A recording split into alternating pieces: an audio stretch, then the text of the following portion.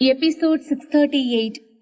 ராமச்சந்திரனுக்கு ஒவ்வொரு கணமும் வருத்தம் அதிகரித்துக் கொண்டே சென்றது. கடைசியில நம்ம பையனுக்கு இப்படி ஒரு நிலைமை வந்துருச்சு. நமக்கு அவன் கொள்ளி போடுவான்னு நினைச்சிட்டே இருந்தா அவனுக்கு நாம எல்லாத்தையும் பண்ற நிலைமை வந்துருச்சு என நினைத்து வருந்தினார். மேலும் ஒரு சமயத்தில் மற்றொரு பக்கத்தில் அமர்ந்திருந்த தனிஷ்காவின் முகத்தை பார்த்தார். அவளை பார்க்கும் பொழுது அவரின் வருத்தம் பல மடங்காக அதிகரிக்க தொடங்கியது. இப்ப தனிஷ்காவோட நிலைமை என்ன ஆக போகுதுன்னு தெரியல. அவ வயிற்றுல இருக்கிற குழந்தைக்கு யார் பொறுப்பு என்றும் பல நினைவுகள் தோன்றியது.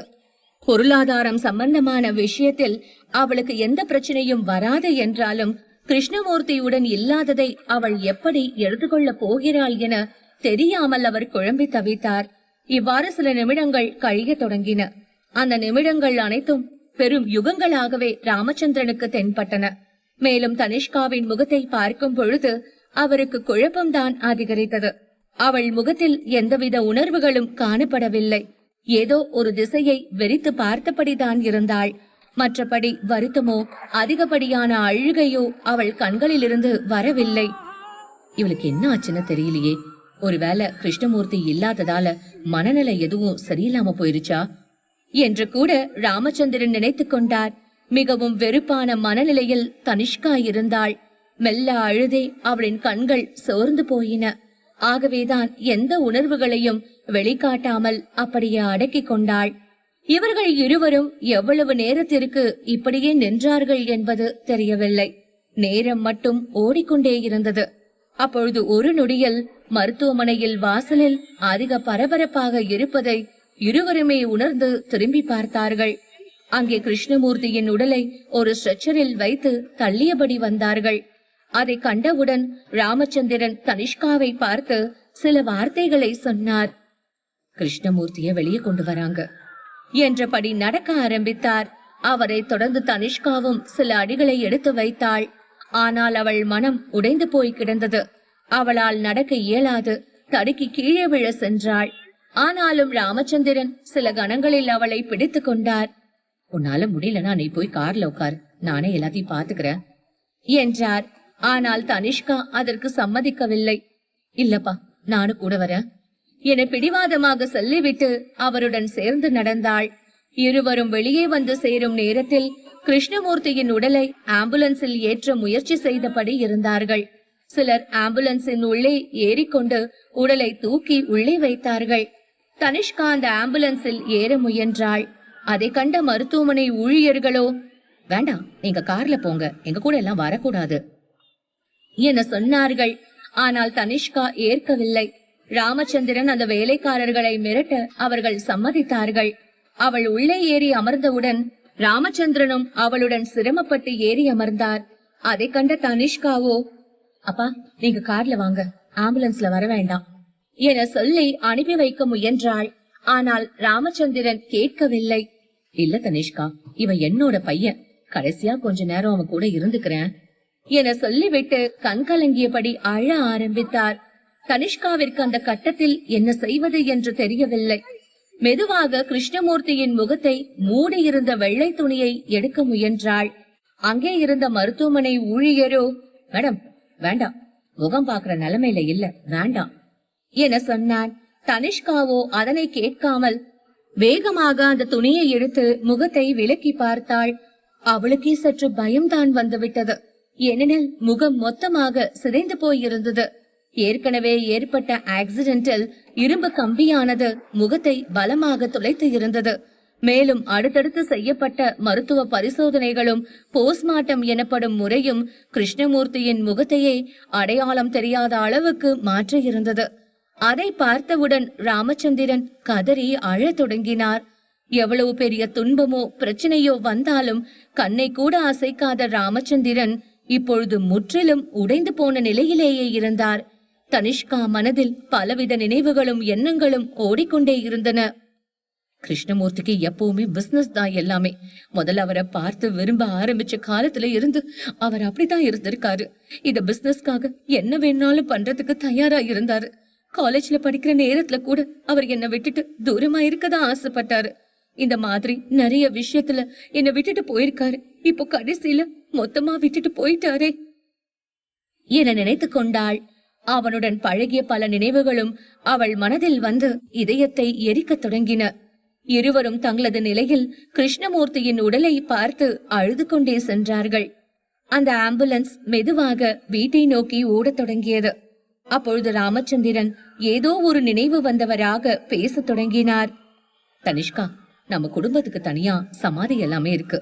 கிருஷ்ணமூர்த்திய எங்க கொண்டு போலாம்? அங்க கொண்டு போலாமா, இல்ல வேற யோசனை ஏதாவது உன்கிட்ட இருக்கா என கேட்டார். தனிஷ்காவோ, அப்பா, இங்க கோயம்புத்தூர்ல ஓடுற சிறுவாணி ஆத்தங்கரை ஓரத்துல நம்ம இடம் இருக்குன்னு அவர் நிறைய தடவை சொல்லியிருக்காரு. நிகாரிகாவுக்கு கல்யாணம் எல்லாம் நடந்ததுக்கு அப்புறம் நாங்க 2 பேரும் தனியா போய் அங்க இருக்கலான்னு திட்டம் போட்டு இருந்தோம். இனிமே அது நடக்க போறதில்ல. அதனால அந்த இடத்திலேயே அவருக்கு நல்லது பண்ண முடியுமா என கேட்டாள். அதை கேட்ட ராமச்சந்திரன் கண்கள் மீண்டும் கண்ணீரை கொட்டத் தொடங்கின. இருந்தாலும் அதை மறைத்து கொண்டு, சரி தனிஷ்கா, நீ சொன்ன மாதிரியே பண்ணிடலாம். அந்த பகுதியில நமக்கு நிறைய இடம் இருக்கு. நான் அதுக்கு தேவையான ஏற்பாடுகளை பண்றேன் என சொன்னார். அந்த பகுதியில் கிருஷ்ணமூர்த்தியின் உடலை வைத்து கொள்ளி வைப்பதற்கு, அங்கே அவனுக்கு சமாதி கட்டுவதற்கு தேவையான ஏற்பாடுகளை ராமச்சந்திரன் செய்ய தொடங்கினார். தனிஷ்காவின் இதயம் ஒவ்வொரு கணமும் பற்றி எரிந்தபடியே இருந்தது. ஒருத்தர் விரும்பி காதலிச்சு கல்யாணம் பண்ணோம். அதுலயும் 1000 பிரச்சனை வந்துச்சு. எனக்கு பிறந்த குழந்தைய விட்டுட்டு நான் 5 வருஷமா தேடிட்டு இருந்தேன். இப்படி எல்லாம் நடந்து எல்லாமே நல்லா போற நிலைமையில இப்படி ஆயிடுச்சு. அவர் என்ன விட்டுட்டு போயிட்டாரே என நினைத்து பயங்கரமாக கலங்கி துடித்தாள். இருந்தாலும் அவள் கண்களில் இருந்து கண்ணீர் கூட அதிகமாக வரவில்லை. ஏதோ ஒரு திசையை வெறித்து பார்த்தபடி மனநிலை சரியில்லாதவளை போலத்தான் அமர்ந்திருந்தாள். ஹாஸ்பிட்டலில் இருந்து அவினாசிலிங்க குடும்பத்தின் வீடு சற்று அருகேதான் இருந்தது என்று சொல்லலாம்.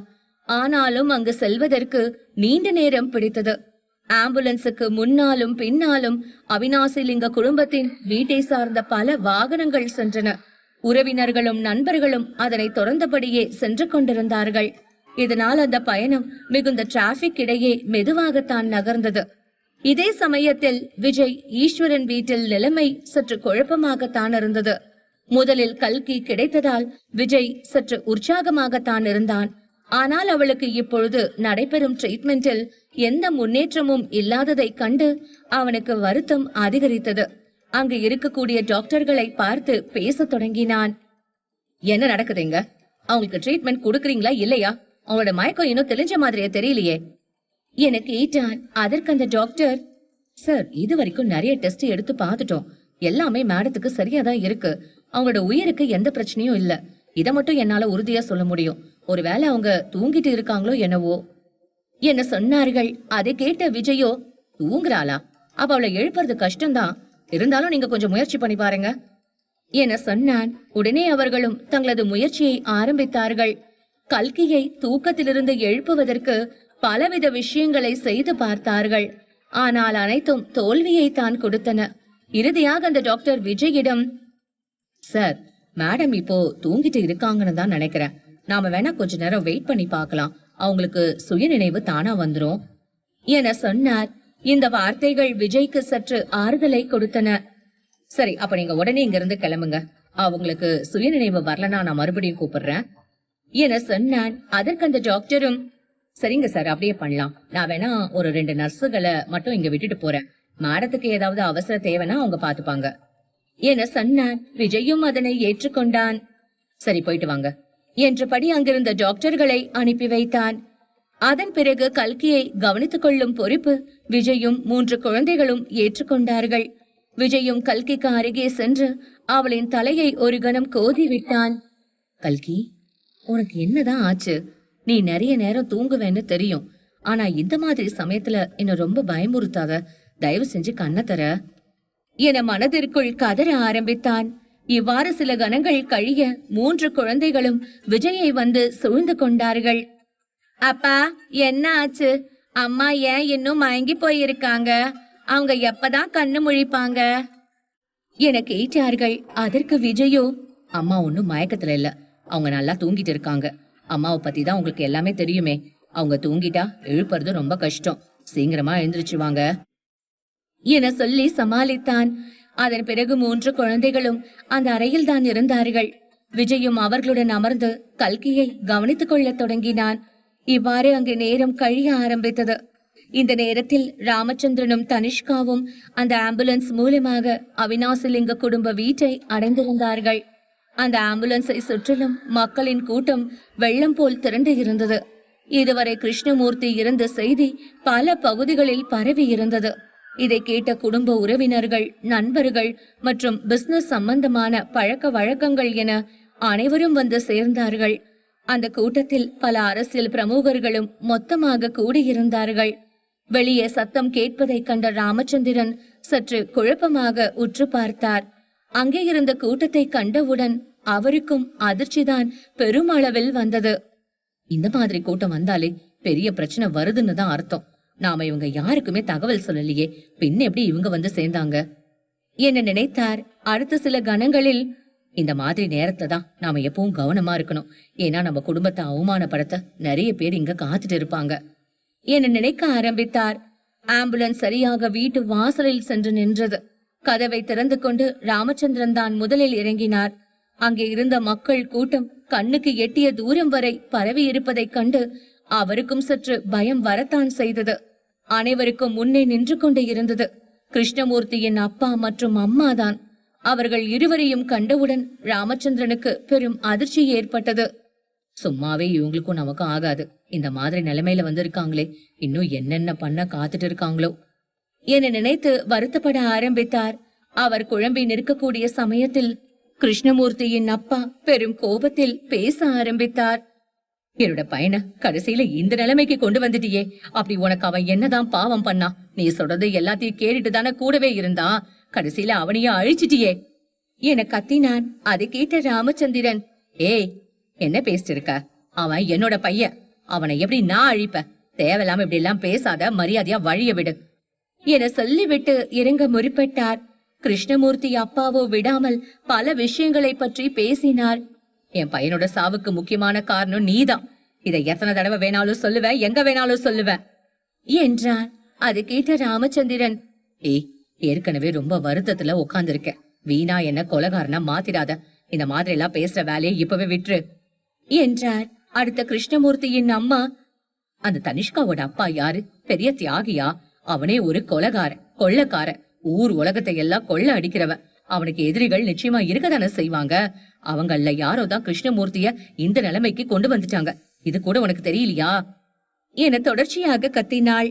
ஆனால் ராமச்சந்திரன் அவர்களுடன் பேச முற்படவில்லை. சற்று தள்ளி இருந்த பிரதீப்பை பார்த்து சைகை செய்ய அவன் உள்ளே நுழைந்து கிருஷ்ணமூர்த்தியின் பெற்றோர் இருவரையும் சற்று தள்ளி அழைத்து சென்றான். அதன் பிறகு கிருஷ்ணமூர்த்தியின் உடல் அந்த ஆம்புலன்ஸில் இருந்து இறக்கப்பட்டது. ஒரு ஐஸ் பாக்ஸில் இருந்து அந்த உடல் வாசலில் வைக்கப்பட்டது. அதை சுற்றி பல மேடைகளும் பந்தல்களும் போடப்பட்டு மக்கள் அனைவரும் வந்து செல்வதற்கும் ஏற்பாடுகள் செய்யப்பட்டிருந்தன. அந்த பகுதி முழுவதும் கண்ணுக்கு எட்டிய தூரம் வரை மக்களின் கூட்டம்தான் இருந்தது. வரிசையாக ஒவ்வொருவரும் கிருஷ்ணமூர்த்தியின் உடலுக்கு அருகே வந்து இறுதி மரியாதை செலுத்திவிட்டு சென்றார்கள். ராமச்சந்திரன் மொத்தமாக உடைந்து போன நிலையில் கிருஷ்ணமூர்த்திக்கு அருகேதான் அமர்ந்திருந்தார். இவன் கூடவே சேர்ந்து நாமளும் போயிட்டுதான் நல்லது, இனிமே உயிரோட இருந்து என்ன பண்ணிட்டு போறோம் என்ற எண்ணமும் அவருக்கு ஏற்பட்டது. அந்த சமயத்தில் பிரதீப் ராமச்சந்திரனை நெருங்கி வந்து ஏதோ பேச ஆரம்பித்தான். ஒரு முக்கியமான விஷயத்த நீங்க இப்ப பண்ணணும், சீக்கிரமா வாங்க என அவன் சொல்ல அவரோ எரிச்சலாக, என்ன விஷயம் என கேட்டார்.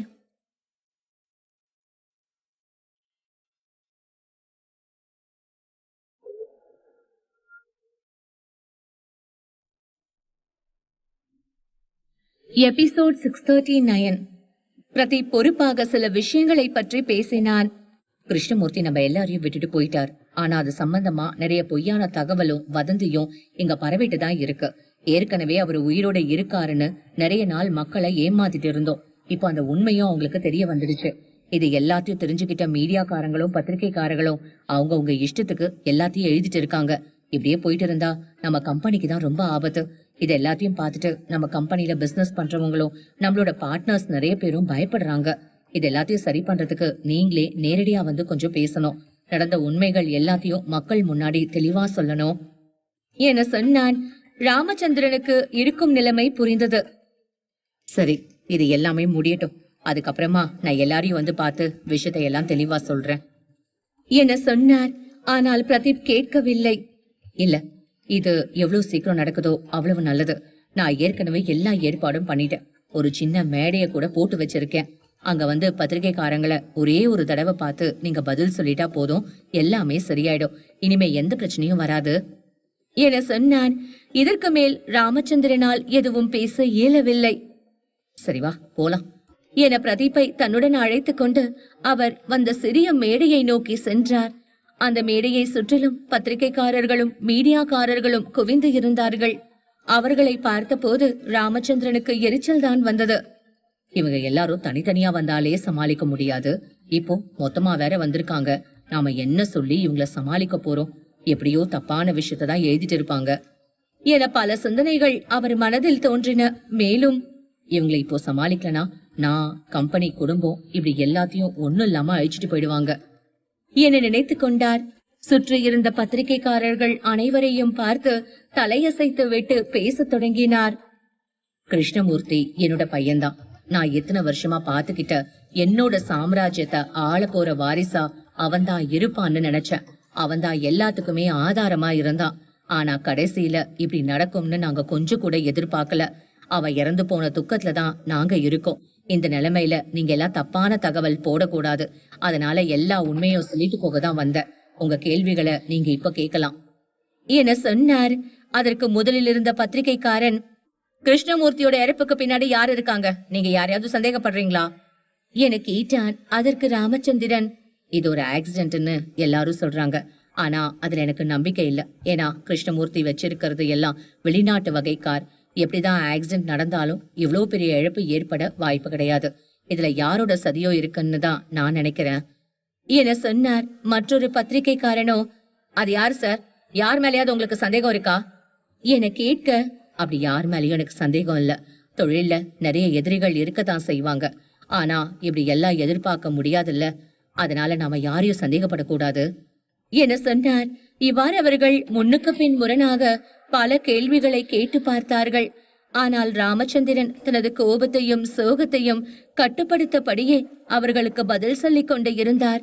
இறுதியாக ஒரு பத்திரிகைக்காரன், ரொம்ப வருஷமா உங்களோட கம்பெனி 2வது இடத்துல தான் இருந்துச்சு. அத இடத்துக்கு கொண்டு வந்தது கிருஷ்ணமூர்த்தி தான். இது நடந்த கொஞ்ச நாள்லயே இப்படி ஒரு சம்பவம் நடந்திருக்கு. இதுக்கு யார் காரணமா இருப்பாங்கன்னு நீங்க நினைக்கிறீங்க என கேட்டான். உண்மையை சொல்ல வேண்டும் என்றால் கிருஷ்ணமூர்த்தியின் சாவுக்கு ஈஸ்வர குடும்பம்தான் காரணம் என்ற ஒரு தவறான தகவல் அனைவரிடமும் பரவி இருந்தது. அதனை குறித்துதான் இப்பொழுது கேள்விகளை எழுப்பியபடி இருந்தார்கள். எப்படியாவது ராமச்சந்திரன் வாயில நாம ஈஸ்வர குடும்பத்தோட பேரை மட்டும் வாங்கிட்டா போதும். மத்தபடி எல்லா கதையும் நாமளே எழுதிடலாம். 2 குடும்பத்துக்கும் இடையில இருக்கிற அமைதியை கெடுத்து சண்டை வர வச்சிடலாம் என சிலர் திட்டம் போட்டு இருந்தார்கள். அதற்காகத்தான் இது போன்ற கேள்விகளை மாறி மாறி கேட்டார்கள். ராமச்சந்திரனுக்கும் அவர்களின் எண்ணம் அரைகுறையாக புரிந்தது. ஆகவே சற்று வெறுப்பாக பதில்களை சொல்ல தொடங்கினார். இது ஒரு மோசமான ஆக்சிடென்ட். அதுக்கு பின்னாடி யாரோட சதியோ இருக்குன்னு நான் நினைக்கிறேன். ஆனா அது யாருன்னு எனக்கு தெரியாது. போலீசார் எல்லாரும் விசாரணை நடத்திட்டு தான் இருக்காங்க. சீக்கிரமா அவங்க உண்மையை வெளிக்கொண்டு வருவாங்கன்னு நம்புறேன். அதுக்கு முன்னாடி என்னோட இஷ்டப்படி நான் யாரோட பேரையும் சொல்ல விரும்பல. எனக்கு யார் மேலேயும் சந்தேகமும் கிடையாது என சொல்லி முடித்தார். இந்த பதில்கள் அவர்கள் அனைவருக்கும் ஏமாற்றத்தை அளிப்பதாக இருந்தன. இருந்தாலும் விடாமல் மேலும் சில வார்த்தைகளை பேசத் தொடங்கினார்கள். ஆனால் ராமச்சந்திரன் எதற்கும் பதில் சொல்லாமல் அவரின் விருப்பப்படி சில விஷயங்களை சொன்னார்.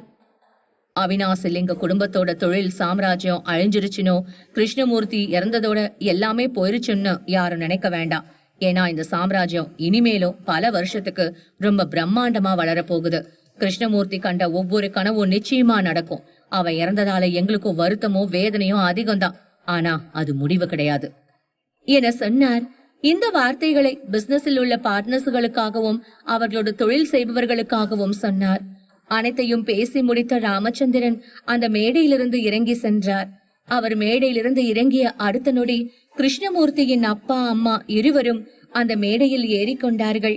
அதை கண்ட பத்திரிகைக்காரர்களும் வேகமாக ஓடி சென்று அவர்களை சூழ்ந்து கொண்டு கேள்விகளை கேட்க தொடங்கினார்கள். முதலில் பேசிய ராமச்சந்திரன் சற்று தெளிவாகவே பதில்களை சொல்லி அவர்களை சமாளித்து இருந்தாலும் கிருஷ்ணமூர்த்தியின் அப்பா மற்றும் அம்மாவை கையில் பிடிக்க இயலவில்லை. அவர்கள் தங்கள் விருப்பப்படி பல விஷயங்களை பற்றி பேசிக்கொண்டே சென்றார்கள்.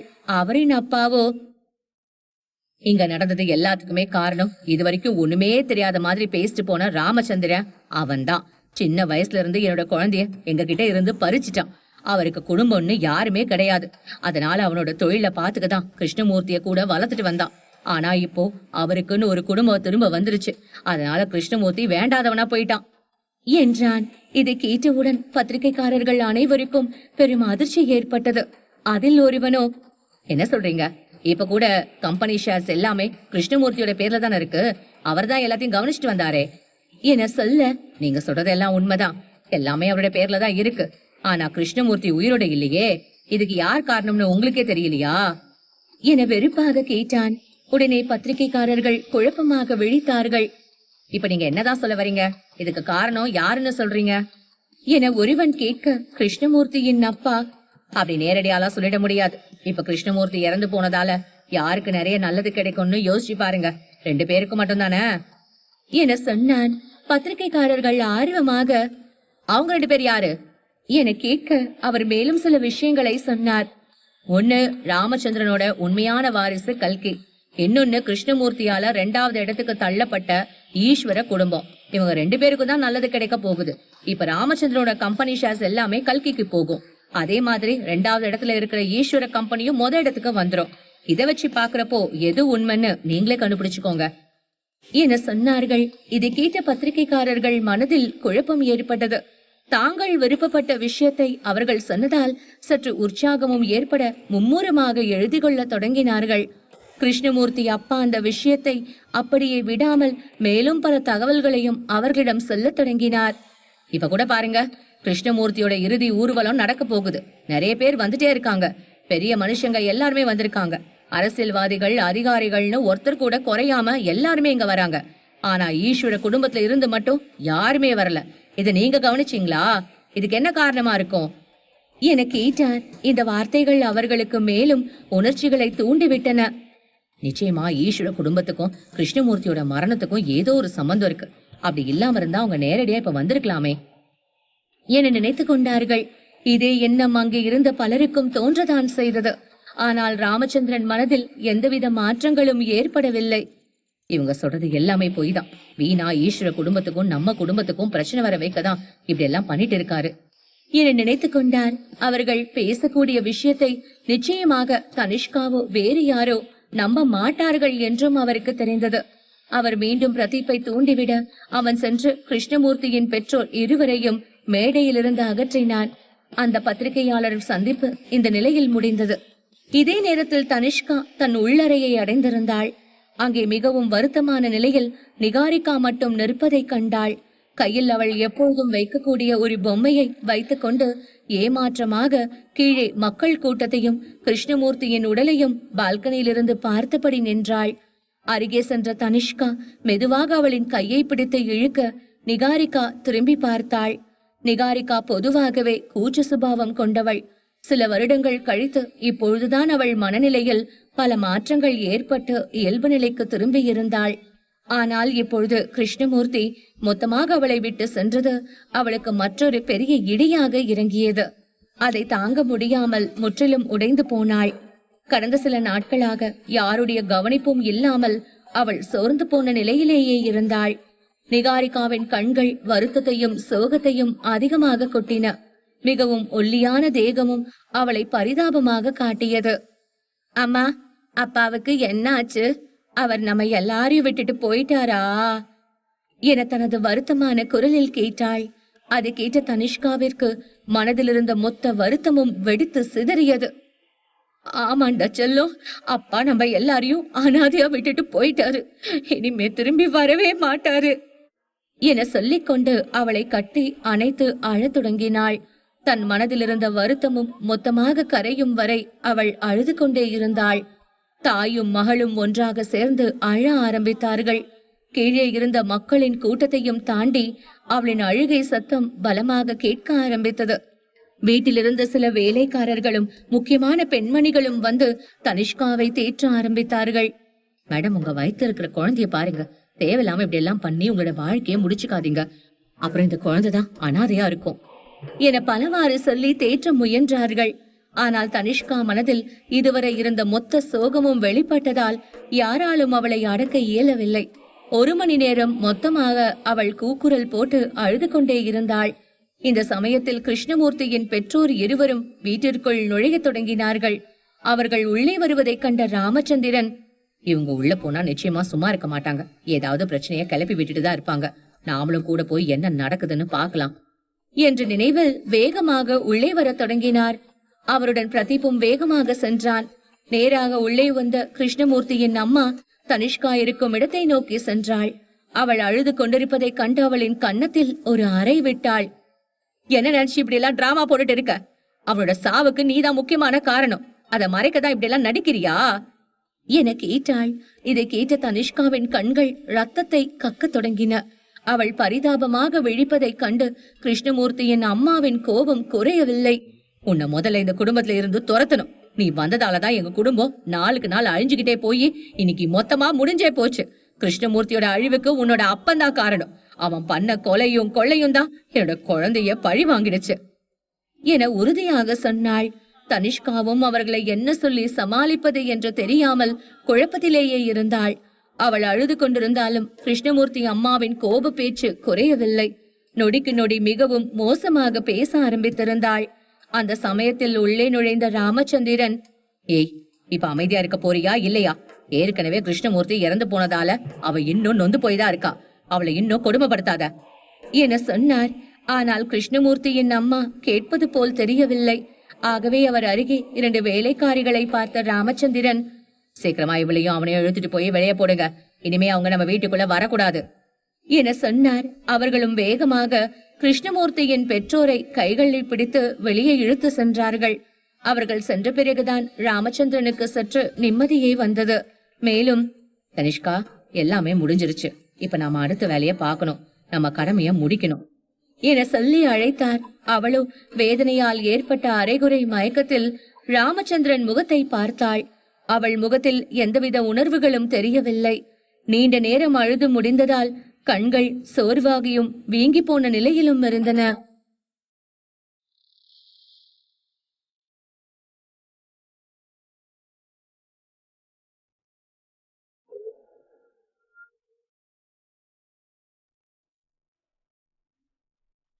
எபிசோட் 640. தனிஷ்காவின் முகத்தை பார்த்தபோது ராமச்சந்திரனுக்கு அதிர்ச்சி அதிகரித்துக் கொண்டுதான் சென்றது. தனிஷ்கா, நீ சொன்ன மாதிரியே கிருஷ்ணமூர்த்திக்கு நான் இடத்தையெல்லாம் ஏற்பாடு பண்ணிட்டேன், இப்ப என் கூட வா என அழைத்தார். அவளும் வேறு வழியின்றி மெதுவாக எழுந்து நடக்கத் தொடங்கினாள். அந்த சமயத்திலும் அவள் நடையில் தள்ளாட்டமும் அரைகுறை மயக்கமும் மட்டுமே இருந்தது. அவளுடன் சேர்ந்து நிகாரிகாவும் கீழே வர ஆரம்பித்தாள். 3 பேரும் கீழே வந்து சேர்ந்தவுடன் அங்கு ஏற்கனவே கேட்டுக்கொண்டிருந்த அழுகையின் குரல் மேலும் அதிகரிக்கத் தொடங்கியது. அந்த கூட்டத்தில் இருந்த பலரும் வித்தியாசமான தகவல்களை பரப்ப ஆரம்பித்தார்கள். கூட்டத்தில் இருந்த ஒரு பெண்மணியோ, இங்க நடக்கிறது எல்லாத்தையும் பார்த்தா ரொம்ப அநியாயமா இருக்கு, வெறும் பிசினஸ் போட்டிக்காக இப்படி எல்லாம் பண்ணுவாங்களா என கேட்டாள். அதற்கு அருகில் இருந்த மற்றொரு பெண்மணியோ, என்ன சொல்ற, நீ எதுக்கு சம்பந்தம் இல்லாம இப்படி பேசிட்டு இருக்க? பிசினஸ் போட்டிக்காக தான் கிருஷ்ணமூர்த்திய கொலை பண்ணிட்டாங்கன்னு சொல்றியா என கேட்க, முன்னாள் பேசியவளோ, ஆமா, இதுல என்ன சந்தேகம் இருக்கு, பிசினஸ்க்காக மட்டும்தான் அவரை ஆக்சிடென்ட் பண்ணி கொலையும் பண்ணியிருக்காங்க, இது கூட உனக்கு புரியலையா என ஏளனமாக கேட்டாள். இருவரும் பேசிக்கொள்வது தனிஷ்காவிற்கு காதில் விழத்தான் செய்தது. அதை கேட்ட ராமச்சந்திரனுக்கு கூட சற்று பதற்றம் வந்தது. அவர்கள் இருவரும் எதையும் கண்டுகொள்ளாமல் தொடர்ச்சியாக பேசியபடிதான் இருந்தார்கள். இத்தனை வருஷமா ஈஸ்வர குடும்பம் தான் பிசினஸ்ல இடத்துல இருந்தாங்க. அந்த இடத்த கிருஷ்ணமூர்த்தி 2 வருஷத்துக்கு முன்னாடி பிடிச்சிட்டாரு. அவரோட கம்பெனிய இடத்துக்கு கொண்டு வந்துட்டாரு. இதனால வந்த பிரச்சனையில தான் அவரோட உயிரே போயிருக்கு என சொன்னாள். இதை கவனித்த சுற்றிலும் இருந்த 2-3 பெண்களுக்கு பெரும் அதிர்ச்சி ஏற்பட்டது. ஒரு பெண்மணியோ, என்ன சொல்ற, நீ சொல்ற மாதிரி எல்லாம் நடக்கிறதுக்கு வாய்ப்பு இருக்கா? இது எங்களால கொஞ்சம் கூட நம்ப முடியல என அதிர்ச்சியாக வார்த்தைகளை உதிர்த்தாள். அதற்கு முதலில் பேசியவளோ, ஆமா, நீ கூட பாரு, ஈஸ்வர குடும்பத்துல இருந்து இங்க யாருமே வரல. இவ்ளோ பெரிய விஷயம் நடந்திருக்கு, எதிரியா இருந்தாலும் ஒரு தடவை வந்துட்டு தானே போவாங்க. ஆனா அந்த குடும்பத்தை சேர்ந்த யாருமே வரல. இத பார்த்தாலே நமக்கு எல்லாமே புரியும் என்றாள். இவ்வாறு பலரும் ஈஸ்வரமூர்த்தியின் குடும்பத்தை குறை சொல்லி பேச ஆரம்பித்தார்கள். அதில் விஜயின் பெயரும் அதிக முறை அடிபட்டது. ராமச்சந்திரன் தன்னிடம் இருந்த வேலைக்காரர்களையும் பிரதீப்பையும் ஏவி அந்த பெண்களை அந்த பகுதியிலிருந்து அப்புறப்படுத்த வைத்தார். இவங்க பேசுனது எல்லாமே தனிஷ்கா காதுல நிச்சயமா விழுந்திருக்கும். அவ இதை நம்பினாளா என்னன்னு கூட தெரியலையே என்று கூட ராமச்சந்திரனுக்கு சந்தேகம் கிளம்பியது. ஆனால் அப்பொழுது இருந்த சூழ்நிலையில் எதையும் தனிஷ்காவிடம் விரிவாக பேச இயலவில்லை. ஆகவே அமைதியாக கிருஷ்ணமூர்த்தியின் உடல் இருக்கும் இடத்தை நோக்கி தனிஷ்காவை அழைத்து சென்றார். அவர்களுக்கு நடுவே நிகாரிகாவும் அப்பாவியாக நடந்து வந்தாள். இதே சமயத்தில் விஜய் வீட்டில் 3 குழந்தைகளும் வருத்தத்தின் உச்சியில் தான் இருந்தார்கள். அவர்கள் மூவரின் பார்வையோ கல்கியின் மேல்தான் இருந்தது. அப்பொழுது ரக்ஷிதா வருத்தமாக பேச ஆரம்பித்தாள். என்னதான் நடக்குது இங்க? அம்மா ஏன் கண்ணு முழிக்காம இருக்காங்க என கேட்டாள். அருகே இருந்த அபியோ, ஒருவேளை அவங்களுக்கு ரொம்ப களைப்பா இருக்கலாம், காணாம போயிட்டு ரொம்ப கஷ்டப்பட்டு தப்பிச்சு வந்திருப்பாங்க போல, அதனாலதான் எல்லாத்தையும் சேர்த்து வச்சு தூங்கிட்டு இருக்காங்க என்றான். ஆனாலும் ரக்ஷிதா அதை ஏற்றுக்கொள்வது போல் தெரியவில்லை. இப்ப அம்மா கண்ணு முழிக்காம இருக்கிறத பார்த்தா எனக்கு ரொம்ப வருத்தமா இருக்கு, என்ன பண்றதுன்னு தெரியல என புலம்ப ஆரம்பித்தாள். அவளின் கண்களும் கண்ணீரை கொட்டத் தொடங்கின. அப்பொழுது அபி அதற்காக மற்றொரு யோசனை சொன்னான். சரி ரக்ஷிதா, நீ மறுபடியும் மெழுகுதிரி ஏத்தி வச்சு காத்துட்டு இரு. மெழுகுதிரி அணையறதுக்குள்ள நம்ம அம்மா நிச்சயமா கண்ணு முழிப்பாங்க என்றான். இதை கேட்டு கவினோ, அபிக்கு வேற வேலையே இல்ல, இத சொல்லியே ரக்ஷிதாவை ஏமாத்த பாக்குறான், அவ மட்டும் உண்மைய புரிஞ்சுக்கிட்டா அப்புறம் இருக்கு என நினைத்து பயப்பட ஆரம்பித்தான். ஆனால் ரக்ஷிதாவோ இதற்கு பின்னால் இருக்கக்கூடிய தந்திரத்தை பற்றி எதுவும் உணரவில்லை. ஆகவே, அபி நீ சொல்றதும் நல்ல யோசனைதான், இப்பவே நான் போறேன், சீக்கிரமா அந்த மெழுகு திரியை எடுத்துட்டு வரேன், அத கொளுத்தி வச்சுட்டு அம்மாவுக்காக காத்துட்டும் இருப்பேன். அந்த மெழுகு திரி மொத்தமா அணையறதுக்குள்ள அம்மா எப்படியும் கண்ணு முழிப்பாங்க என நம்பிக்கையாக பேசினாள். அவள் மனதில் அந்த மெழுகுதிரியின் மேல் அதிகப்படியான நம்பிக்கை உண்டாகி இருந்தது. மீண்டும் அந்த மெழுகுதிரியை எடுத்து வந்தவள் கல்கிக்கு முன்னால் ஏற்றி வைத்து அமைதியாக காத்திருக்க தொடங்கினாள். இது அனைத்தையும் கவனித்த விஜய்க்கு அதிர்ச்சிதான் அதிக அளவில் வந்தது. பொதுவா கல்கி நிறைய நேரம் தூங்குவான்னு நமக்கு நல்லாவே தெரியும். ஆனா இந்த தடவை எல்லாமே வித்தியாசமா நடக்கிற மாதிரி தெரியுது. அவ எதுக்காக இவ்வளவு நேரம் தூங்கணும்? அவ இப்படி சுயநினைவு இல்லாம இருக்கிறத பார்த்து குழந்தைங்க எல்லாரும் ரொம்ப வருத்தப்பட்டு போறாங்களே என பல நினைவுகள் அவன் மனதில் தோன்றின. ஆகவே கல்கிக்கு அருகே சென்று அமர்ந்தவன் அவளின் கையை எடுத்து தனது 2 கைகளாலும் சற்று அழுத்தமாக பிடித்தான். அப்படி பிடித்துக்கொண்டே சில வார்த்தைகளை சொல்லத் தொடங்கினான். கல்கி, இங்க நடக்கிறது எல்லாத்தையும் பார்த்தா எனக்கு ரொம்ப பயமா இருக்கு. இது வரைக்கும் உனக்கு இப்படி எல்லாமே நடந்ததே கிடையாது. இப்ப மட்டும் ஏன் இப்படி எல்லாம் நடக்குதோ? தயவு செஞ்சு கண்ணை திறந்து பாரு, உனக்காகத்தான் குழந்தைகளும் நானும் காத்துக்கிட்டு இருக்கோம் என சொன்னான். இந்த வார்த்தைகளை சொல்லும் பொழுது விஜயின் கண்கள் கண்ணீரை கொட்டியது. அதிலிருந்து சூடான 2 கண்ணீர் துளிகள் கல்கியின் கைகளிலும் விழுந்தன. உடனே அவளுக்கு உணர்வுகள் அதிகரிக்க கண்களில் அசைவு தெரிந்தது. அதை கண்ட ரக்ஷிதாவோ உற்சாகமாக தனது அம்மாவுக்கு அருகே வந்தாள். இங்க பாருங்க, அம்மா கண்ணு முழிக்க போறாங்க, நான் மெழுகுதிரி ஏத்தின உடனே அவங்களுக்கு சுயநினைவு வரப்போகுது என சொன்னாள். அதனை கேட்ட மற்ற 2 குழந்தைகளும் முன்னால் வந்து அமர்ந்து கல்கியின் முகத்தையே பார்த்தபடி இருந்தார்கள். விஜயோ, கல்கி, குழந்தைங்க எல்லாரும் ரொம்ப ஆர்வமா இருக்காங்க, சீக்கிரமா கண்ணை தர, எங்களை பயப்பட வைக்காத, உனக்கு அப்படி என்ன பிரச்சனை இருக்குன்னு கூட எங்களால கண்டுபிடிக்க முடியல என சொன்னான். இவ்வாறு அவன் தொடர்ச்சியாக பேசிய சமயத்தில் கல்கி மெதுவாக கண்களை திறந்தாள். இதை கண்டவுடன் 3 குழந்தைகளுக்கும் உற்சாகம் அதிகமாக பொங்கியது. முதல் ஆளாக இருந்த ரக்ஷிதா கல்கியின் மடியில் ஏறி அமர்ந்தபடி பேச ஆரம்பித்தாள். அம்மா, நீங்க கண்ணு முழிக்காம இருப்பதை பார்த்து நான் ரொம்ப பயந்து போயிட்டேன். என்னால இத கொஞ்சம் கூட தாங்கிக்கவே முடியல. இப்பதான் எனக்கு ரொம்ப நிம்மதியா இருக்குமா, ரொம்ப சந்தோஷமாவும் இருக்கு என சொன்னாள். அபியும், அம்மா நீங்க கிடைக்க மாட்டீங்கன்னு நினைச்சு நான் ரொம்ப பயந்துட்டேம்மா, நீங்க கிடைச்சதே எனக்கு போதும் என்றான். இவ்வாறு 3 குழந்தைகளும் மாறி மாறி பேச ஆரம்பித்தார்கள். அருகே இருந்த விஜயும் உணர்ச்சி வசமாகத்தான் இருந்தான். கல்கி, குழந்தைங்க எல்லாரும் மொத்தமா உடைஞ்சு போறதுக்கு முன்னாடி இங்க எல்லாமே சரியாயிடுச்சு, அது வரைக்கும் சந்தோஷம் என சொன்னான். இவ்வாறு அவர்கள் மாறி மாறி பேசினாலும் கல்கியின் முகத்தில் எந்தவித உணர்வுகளும் தெரியவில்லை. அவள் முகத்தில் பயமும் பதற்றமும் தான் அதிகமாக இருந்தது.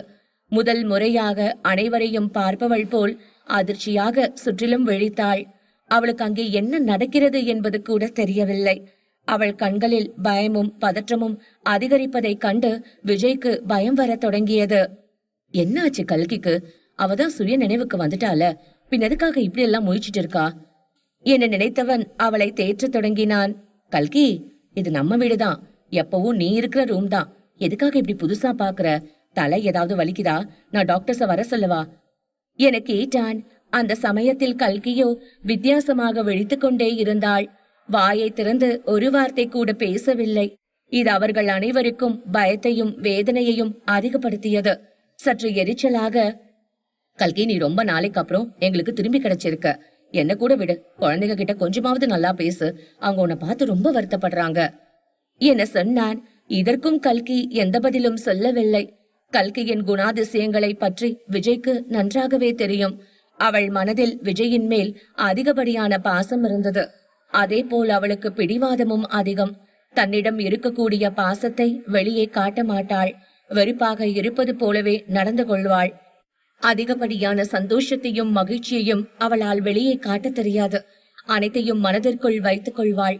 ஏதேனும் ஆபத்து காலங்களில் அனைத்து உதவிகளையும் தான் விரும்புவர்களுக்கு செய்தாலும் அந்த அன்பை கூட வெளியே காட்ட மாட்டாள்.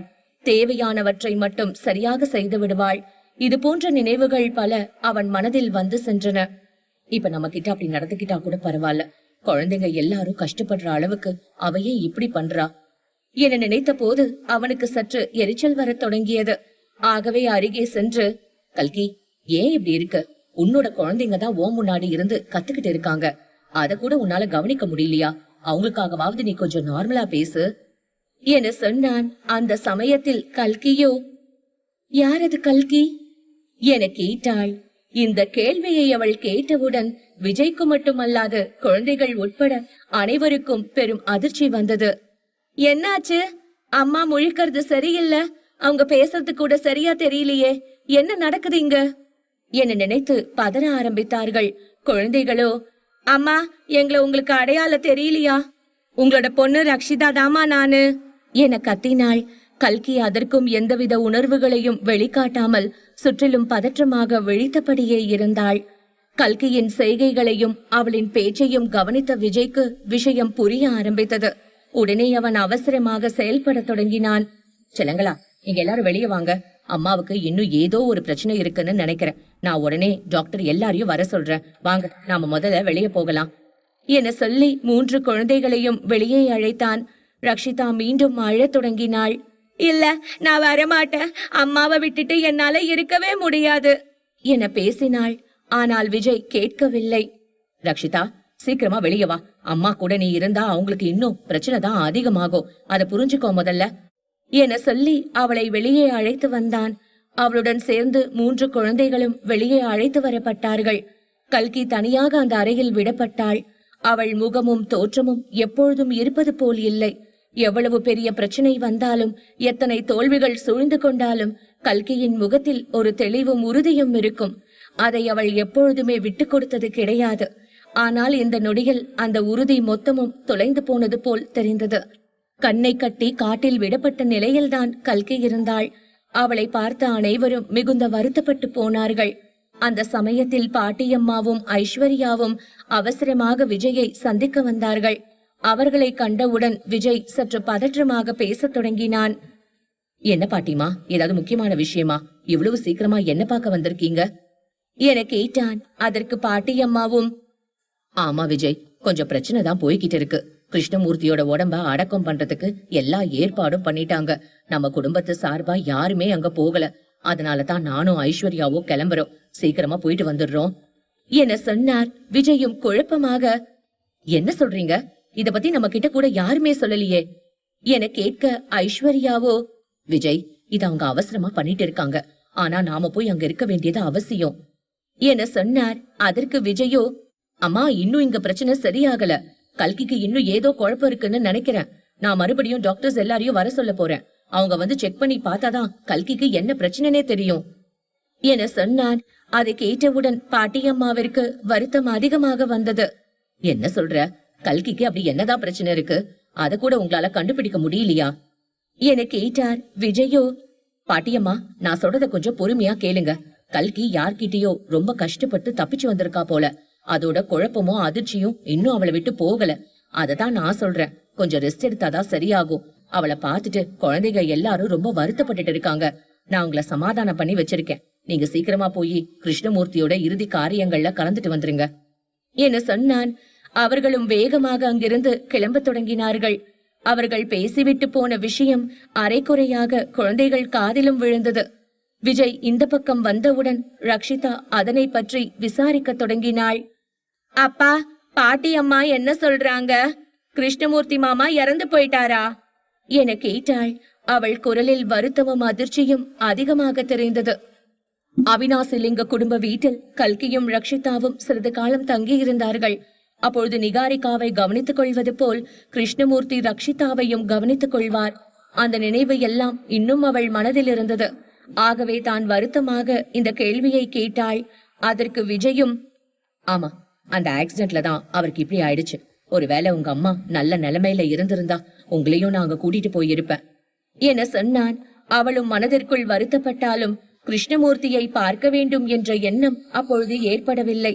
ஏனெனில் அவள் மனம் முழுவதும் கல்கியின் நிலைதான் பரவியிருந்தது.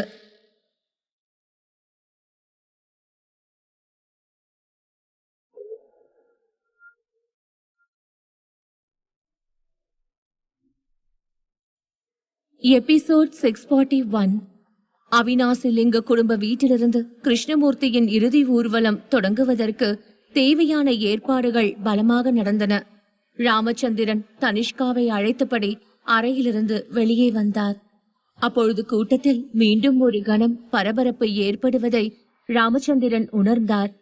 என்னாச்சு? புதுசா என்ன பிரச்சனை வரப்போகுதோ? இன்னும் இங்க என்னெல்லாம் பிரச்சனை நடக்க போகுதோ? எதுக்காக இப்ப எல்லாரும் இப்படி ஓடுறாங்கன்னு தெரியலையே என நினைத்தபடி அந்த திசையை பார்த்தார். அங்கே பத்திரிகைக்காரர்களும் மீடியாக்காரர்களும் ஒரு நபரை சூழ்ந்து கொள்வதை அவர் கண்டார். யாரது இங்க புதுசா வந்திருக்கிறது என நினைத்தபடி அவரின் முகத்தை பார்த்தார். அந்த சமயத்தில் ராமச்சந்திரனுக்கும் பெரிய அதிர்ச்சிதான் ஏற்பட்டது. அமர்நாத், விஜயின் தந்தை அமர்நாத் தான் அங்கே இருந்தார்.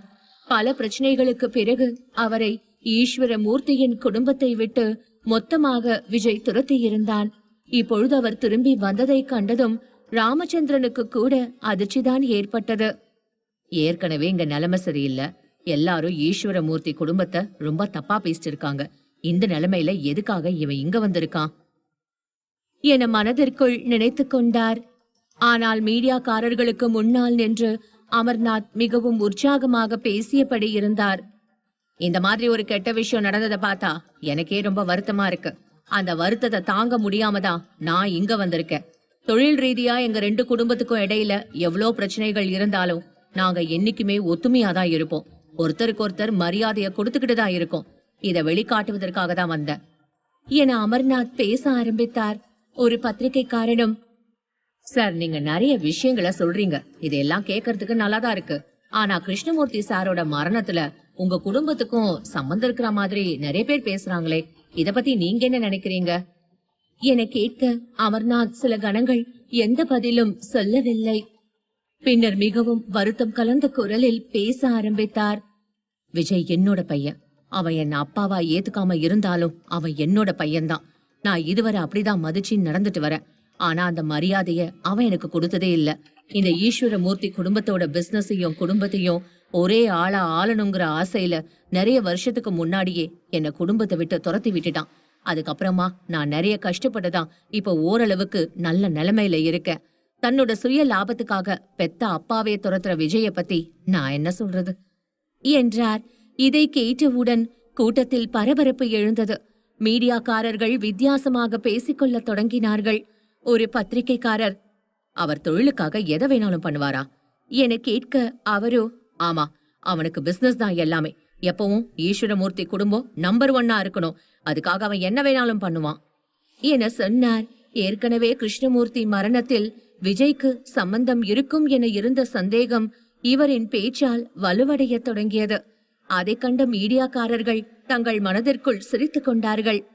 சாதாரணமா இவர்கிட்ட பேச்சு கொடுத்ததுக்கே நிறைய விஷயம் கிடைக்கும் போலயே என நினைத்தபடி தொடர்ச்சியாக பல கேள்விகளை கேட்டார்கள். ஒரு கட்டத்தில் அமர்நாத் அனைத்து விஷயங்களையும் சொல்லிவிட்டார். அவன் என்னோட பையன்தான். அதுக்காக அவன் பண்ண தப்ப எல்லாத்தையும் இல்லைன்னு சொல்ல முடியாதுல்ல. அவன் நம்பர் 1 ஆகிறதுக்காக என்ன வேணாலும் பண்ணுவான் என்றார். அதை கேட்ட மீடியாக்காரர்களுக்கு கூட பெரிய அளவில் அதிர்ச்சி வந்தது. சார், என்ன சொல்றீங்க? உங்க பையன் ஒரு கொலைகாரன்னு எல்லாரும் முன்னாடி ஒத்துக்கிறீங்களா என கேட்டார்கள். அதற்கு அமர்நாத், நான் சொல்றது எல்லாமே உண்மைன்னு என்னால சொல்லிட முடியாது. ஆனா நான் சொல்றது உண்மையா இருக்கும்னு எனக்கு அதிகப்படியான நம்பிக்கை இருக்கு. எதுக்காக அந்த ஈஸ்வர குடும்பத்துல இருந்து ஒருத்தர் கூட இங்க வரல? விஜய்க்கும் அந்த பொண்ணு கல்கிக்கும் கல்யாணத்தை பண்ணி வச்சது கிருஷ்ணமூர்த்தி தானே. அவர்தான் முன்னாடி இருந்து எல்லா வேலையும் பண்ணாரு. மாச கணக்கா அதுக்கு தேவையான வேலைகளையும் பண்ணி பல வாரங்கள் கொண்டாட்டங்களை நடத்தி காட்டினாரு. ஆனா இத பத்தி கொஞ்சம் கூட யோசிக்காம விஜய் நடந்துகிட்டாரு. இந்த மாதிரி சூழ்நிலையில கண்டிப்பா அவர் வந்திருக்கணும். இதனாலதான் அவர் மேல எனக்கு ரொம்ப சந்தேகம் வருது என சொன்னார். அவர் அந்த வார்த்தைகளை சொன்னதும் கூட்டத்தில் பரபரப்பு அதிகமாக பரவியது. விஜய் குறித்து பலரும் மிகவும் மோசமாக பேச ஆரம்பித்தார்கள். ஈஸ்வரமூர்த்தி குடும்பத்துல இருந்து யாருமே வரலன்னு உனக்கு யார் சொன்னது? தேவையில்லாம இப்படி எல்லாம் பேசாத என ஒரு புதிய குரல் அந்த இடத்தில் கேட்டது. பத்திரிகைக்காரர்கள் பேசிக் கொண்டிருந்த நேரத்தில் திடீரென புதிய குரல் கிளம்பியதை கண்டு அவர்களும் அமர்நாத்தும் குரல் வந்த திசையை பார்த்தார்கள். அங்கே பாட்டியம்மா தான் நின்றிருந்தார். அவருக்கு அருகே ஐஸ்வர்யாவும் இருப்பதை கண்ட அமர்நாத்திற்கு பெரிய அதிர்ச்சி ஏற்பட்டது. அட பாவிகளா, இவங்க இங்க வரமாட்டாங்கன்னு நினைச்சு நம்ம வேற ரொம்ப அதிகமா பேசிட்டு இருந்தோமே, பின்ன எப்படி சரியான நேரத்துக்கு வந்தாங்க என நினைத்து அமர்நாத் குழம்ப ஆரம்பித்தார். இப்பொழுது பத்திரிகையாளர்கள் வேகமாக பாட்டியம்மாவையும் ஐஸ்வர்யாவையும் சென்று சுற்றி கொண்டார்கள். பாட்டியம்மாவோ தனது குடும்பத்தின் மானத்தையும் கௌரவத்தையும் காப்பாற்றுவதற்காக சில விஷயங்களை பற்றி பேசத் தொடங்கினார். நீங்க என்கிட்ட கேள்வி கேட்கறதுக்கு முன்னாடி நான் ஒரு விஷயத்த மட்டும் உறுதியா சொல்லிக்கிறேன். இவ்வளவு நேரமா எங்க குடும்பத்தை பத்தி பேசிட்டு இருந்த அந்த அமர்நாத்தோ எங்க ஈஸ்வர மூர்த்தியோட குடும்பத்துக்கும் எந்த சம்பந்தமும் கிடையாது. அத முதல்ல நல்லா புரிஞ்சுக்கோங்க. அவர் எங்க குடும்பத்தை பத்தி பேசினதெல்லாம் சுத்த பொய் தான் என சொன்னார். இதை கேட்டு அமர்நாத்தின் முகம் வாடி போனது. ஒரு பத்திரிகைக்காரனோ, மேடம், நீங்க சொல்றது எல்லாத்தையும் நாங்க ஏத்துக்கிறோம். ஆனா விஜய் ஈஸ்வரன் எதுக்காக இப்படி ஒரு விஷயம் நடந்திருக்கிற சமயத்துல இங்க வரல? அப்படி அவருக்கு வேற வேலை ஏதாவது முக்கியமா இருக்கா என கேட்டான். அதற்கு ஐஸ்வர்யாவோ, நீங்க மீடியாக்காரங்க, இந்த ஊர்ல நடக்கிற எல்லா விஷயமுமே உங்களுக்கு தெரிஞ்சிருக்கும். அந்த வகையில எங்க குடும்பத்தோட மருமக கல்கி எங்களை விட்டு காணாம போயிட்டா. காணாம போய் ஒரு 5-6 நாளைக்கு அப்புறம் தான் அவளையா திரும்பி வந்திருக்கா. அப்படி வந்ததுக்கு அப்புறம் இன்னும் அவளோட நிலைமை அங்க சரியாகல. அவளுக்கு சுய நினைவு கூட திரும்பல. இந்த மாதிரி சூழ்நிலையில அவளை கவனிச்சுக்கிற வேலையை தான் விஜய் பார்த்துட்டு இருக்காரு. அதனாலதான் எங்க குடும்பத்து சார்பா நாங்க 2 பேரும் வந்திருக்கோம் என சொன்னார். அதை கேட்ட பத்திரிகைக்காரனும், மேடம், நீங்க சொல்றது எல்லாமே சரிதான். விஜயால எல்லா நேரமும் இங்க வந்திருக்க முடியாதுன்னு நாங்க ஏத்துக்கிறோம். ஆனா பேருக்காவது வந்து தலைய காட்டி இருக்கலாம், அதுதான மரியாதை என கேட்டான். பாட்டியம்மாவோ, இவங்க எப்படியாவது நம்ம குடும்பத்துல பிரச்சனையில மாட்டி விடதான் இதை எல்லாத்தையும் பேசிட்டு இருக்காங்க என நினைத்து கொண்டார். ஆகவே ஒருத்தர் மேல குற்றம் சொல்லணும்னு நினைச்சா நீங்க எப்படி வேணாலும் சொல்லலாம். விஜயும் கிருஷ்ணமூர்த்தியும் தொழில் முனையில போட்டி போட்டுக்கிட்டாலும் அவங்க நல்ல நண்பர்களாக தான் இருந்தாங்க. இன்னும் சொல்ல போனா அவினாசில் எங்க குடும்பத்தோட ஷேர் பாதி கல்கியோட பேர்ல தான் இருக்கு. இதுல வர லாபமும் எங்க குடும்பத்தை தான் வந்து சேருது. இதுல சண்டை போட்டின்னு சொன்னா அதை எப்படி எடுக்கிறது என கேட்டார். அதை கேட்டவுடன் பத்திரிகைக்காரர்கள் அனைவரும் என்ன சொல்வது என்று தெரியாமல் குழம்பி போனார்கள். அதை பயன்படுத்தி கொண்ட பாட்டியம்மாவும் ஐஸ்வர்யாவும் அந்த பகுதியிலிருந்து விலகி சென்றார்கள். அவர்கள் பேசிய விஷயங்களில் சில தனிஷ்காவின் காதுகளில் விழுந்து இருந்தது. முக்கியமாக கல்கி காணாமல் போனதை கேட்டவுடன் அவளுக்கு சற்று அதிர்ச்சி வந்தது. அருகே இருந்த ராமச்சந்திரனை பார்த்து, அப்பா, அவங்க என்ன சொல்றாங்க? கல்கி காணாம போனது உண்மையா என கேட்டாள். அவரோ, ஆமா, கல்கி காணாம போனது உண்மைதான். எனக்கும் அது நல்லாவே தெரியும். ஆனா கிருஷ்ணமூர்த்தி இறந்து போன வருத்தத்துல இருந்ததுனால நான் அத பத்தி கூட அதிகமா விசாரிக்கல. அவ காணாம போயிட்டு இப்பதான் திரும்பி கிடைச்சிருக்கிறதா சொல்றாங்க என சொன்னார். அவளோ, அப்போ கல்கிய கடத்தினவங்களுக்கும் இவரை கொலை பண்ணவங்களுக்கும் ஏதாவது சம்பந்தம் இருக்குமா? அத பத்தி விசாரிச்சீங்களா என அவசரமாக கேட்டாள். அதற்கு ராமச்சந்திரனோ, அது எனக்கு சரியா தெரியல. ஆனா கண்டுபிடிக்கிறதுக்கு தேவையான எல்லா ஏற்பாட்டையும் பண்ணியிருக்கேன். நீ இத பத்தி கவலைப்பட வேண்டாம் என சொல்லி தேற்றினார். அதன் பிறகு தனிஷ்கா கல்கியை குறித்து எந்த வார்த்தைகளையும் பேசவில்லை. அமைதியாக கிருஷ்ணமூர்த்தி உடலுக்கு அருகில் சென்று நிற்க இறுதி சடங்குகள் அங்கே ஆரம்பித்தது. இதே நேரத்தில் விஜய் தனது வீட்டில் கௌரவிடம் போனில் கத்தியபடி இருந்தான். கௌரவ், இப்போ உனக்கு என்னதான் பிரச்சனை? எதுக்காக இந்த நேரத்துல போன் பண்ணி என்ன தொல்லை பண்ணிட்டு இருக்க என கேட்டான். அதற்கு கௌரவ், பாஸ், நான் ஒரு முக்கியமான விஷயத்துக்காக போன் பண்ணேன். நீங்க டிவி எல்லாம் பாக்குறது இல்லையா? அங்க ஒரு முக்கியமான பிரச்சனை போயிட்டு இருக்கு என சொன்னான். அந்த அமர்நாத் விஜய் ஈஸ்வரனை பற்றி மிகவும் மோசமான முறையில் பேசி இருப்பதை கௌரவ் கண்டுபிடித்து இருந்தான். அது சம்பந்தமாக விஜயிடம் பேசி முடிவுகளை எடுக்க செல்வதற்காகத்தான் இப்பொழுது விஜயை அழைத்தான். ஆனால் விஜயோ கல்கியை குறித்து நினைத்து குழம்பியபடி இருந்ததால் அவனின் பேச்சுக்கு முக்கியத்துவம் கொடுக்கவில்லை. ஆகவே சற்று எரிச்சலாகவே பேச ஆரம்பித்தான். கௌரவ், நீ டிவி பாக்குறத பத்தி எல்லாம் என்னால பேச முடியாது. ஏற்கனவே நிறைய பிரச்சனை போயிட்டு இருக்கு. நீ மரியாதையா போனவை, எதுவா இருந்தாலும் பாத்துக்கலாம் என கத்தினான். அதை கேட்டவுடன் கௌரவிற்கு அதிர்ச்சி பயங்கரமாக வந்தது. பாஸ், இப்ப நடக்கிறது ரொம்ப முக்கியமான விஷயம். அதனாலதான் உங்ககிட்ட சொல்றதுக்காக போன் பண்ணியிருக்கேன் என சொன்னான். விஜயோ, சரி சொல்லு, அப்படின்னு முக்கியமான விஷயம் என கோபமாக கேட்டான். ஆனால் கௌரவ் அதனை ஏற்றுக்கொள்ளவில்லை. பாஸ், இத பத்தி நாம நேர்ல பேசலாம். ஏன்னா இது ரொம்ப சிக்கலான விஷயம். ஏதாவது முன்ன பின்ன சொன்னா தப்பா போகும் என சொன்னான். விஜயோ, நேர்ல சொல்லணும்னா எதுக்காக போன் பண்ணிட்டு இருக்க? போனவை என சொல்லிவிட்டு போனை வைத்தான். அடுத்ததாக விஜய் போனில் ஸ்டெல்லாவை அழைத்தான். ஸ்டெல்லா தான் கல்கியின் உதவியாளர். கல்கிக்கு இருக்கக்கூடிய திறமைகளை பற்றி அவளுக்கு தெரியும். அவளும் மிக சிறந்த டாக்டர் தான். இந்த பிரச்சனையை எப்படியாவது அவள் சரி செய்து விடுவாள் என நினைத்து ஸ்டெல்லாவை அழைத்தான். ஸ்டெல்லாவும் அடுத்த சில கணங்களில் போனை எடுத்து அவசரமாக பேச ஆரம்பித்தாள். சார், மேடம் இப்போ கிடைச்சிட்டாங்களா? அவங்க எப்படி இருக்காங்க என ஆர்வமாக கேட்டாள். கல்கி காணாமல் போன விஷயங்கள் அவளுக்கும் தெரியும். திரும்பி கிடைத்த விஷயங்களை குறித்து எதுவுமே தெரியாது. விஜயும், கல்கி இப்ப நம்ம வீட்டுலதான் இருக்காங்க என சொன்னான். ஸ்டெல்லாவோ, மேடம் திரும்பி கிடைச்சதுல எனக்கு ரொம்ப சந்தோஷம் சார். நான் ஏற்கனவே இத பத்தி நினைச்சு ரொம்ப பயந்துகிட்டே இருந்தேன்.